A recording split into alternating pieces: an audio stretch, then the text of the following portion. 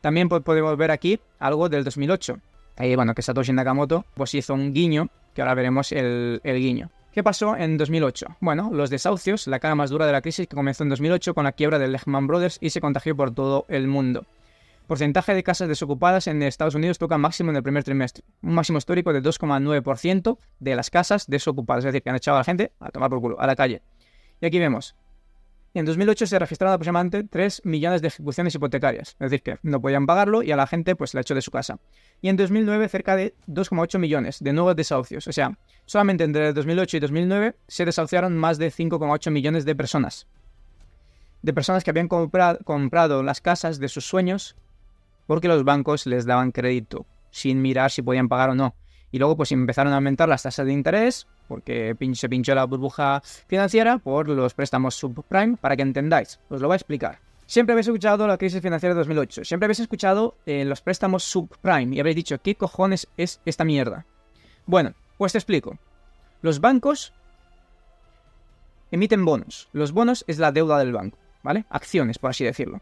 Entonces, el banco tenía una hojita que allí ponía quién le debe deuda. Es decir, venían usuarios, aquí tenemos a Alberto, a Juan y a Mario, ¿vale? Entonces, estas personas iban al banco y decían, oye, yo quiero 1 millón para comprarme mi casita.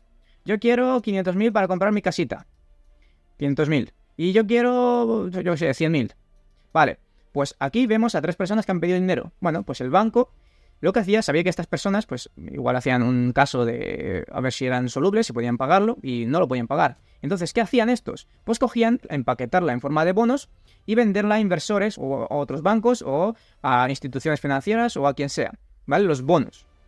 Entonces, se emiten bonos y estos bonos, básicamente, lo que tienen son estos pagos, porque estos pagan un interés por esos préstamos y estos préstamos los gana el banco. El banco, para financiarse, ha vendido esos bonos a otras personas o otras empresas financieras y estas empresas pues reciben una comisión por lo que ganan. De esta manera, quien pierde, entre comillas, sería el banco ganaría la comisión que paga por digamos que esto paga una comisión del 3%, del 2% y del 5%, ¿vale?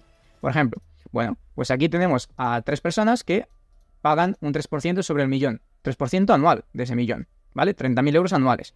Entonces el banco estaría ganando 30.000 euros anuales. Luego el banco ha emitido bonos a empresas, a inversores, y esos bonos también llevan un interés. Te dicen, bueno, pues este bono es súper seguro, ¿vale? Los bonos se califican de seguro a menos seguro o de bueno a menos bueno con letras. Entonces está el mejor, que sería el AAA. Entonces bonos A serían los mejores. Aquí digamos que son de personas que realmente tienen dinero, que se ha hecho un estudio financiero muy bueno y son la hostia. Y los peores serían los C.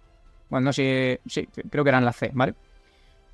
Luego están los intermedios, que sería ahí, que serían los B, ¿vale? B o W o B+, o bueno, le dan las letras que sea. Vamos a poner W. O quizás los A directamente, o AB, una mezcla.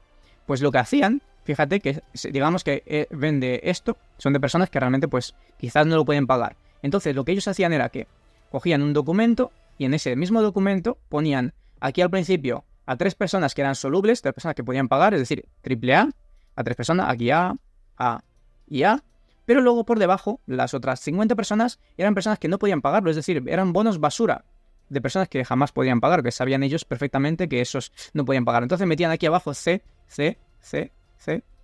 Entonces los bancos te lo vendían como esto, te lo vendían como un bono B o como un bono AA o A directamente. Entonces esto era, hostia, son bonos buenos. Entonces los inversores empezaron a comprar estos bonos, que realmente eran todos basura, porque tenían el dinero de personas que jamás podían pagar esa hipoteca. Entonces, mientras la pagasen con el tiempo, bueno, el banco seguiría ganando y ellos seguirían ganando, pero de repente cuando los empiecen a desahuciar, este dinero desaparecería, porque nadie se lo iba a pagar a los bancos, y los bancos iban a quedar con esas casas, pero esas casas, hasta que no se vendan, realmente no liquidan la posición. Por tanto, aquí los inversores perderían dinero. Quien ganase siempre es el banco, porque el banco cogió un dinero que no existía, se lo dio a los clientes, y luego cogió la deuda de los clientes y se la vendió a los inversores.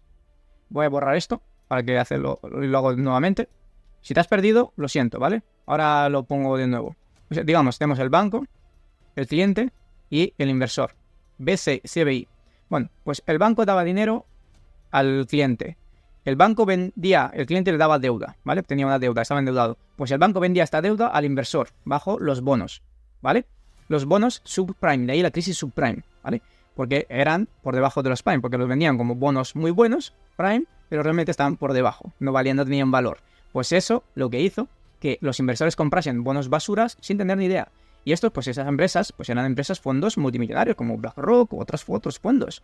Bien, de hecho, pues estos inversores al principio estaban súper contentos, pero hubo un inversor, de ahí pues Michael Burry, o Barry, o como se diga, tiene la película del Big Short, que entró, o sea, cogió los bonos, entonces empezó a leer toda la información, nadie se la leía, eran 100 páginas o 200 páginas de documentos, ¿vale? Entonces empezó a leer y vio que realmente eran personas que no podían pagar sus deudas, que eran personas que habían pedido préstamos que jamás los iban a pagar porque sus ingresos estaban muy limitados. Y con un poco que subiese la inflación no, los intereses, esas personas iban a quedar en bancarrota y jamás lo iban a poder, entonces tenían que ejecutar la hipoteca. Y cuando ejecutasen la hipoteca, ¿qué pasaría?